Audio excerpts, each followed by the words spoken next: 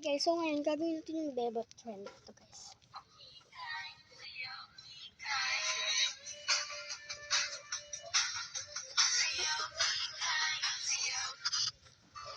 So tara gawin naman natin. Pero mag-electric pa muna tayo sa init.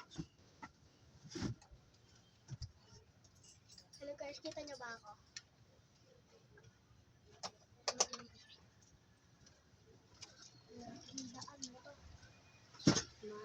Mahal na mahal kita.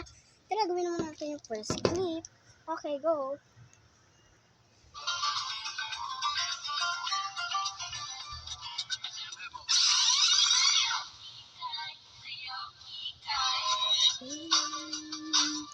Assuming yarn, nagtaray pa yan si ate girl.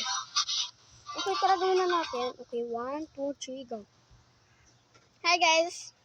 Ito na yung nag-itsura ng Silky. So, tara.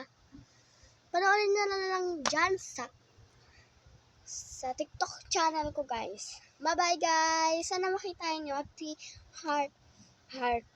Like nyo guys and subscribe din kayo ha. Bye-bye guys! Love you mga.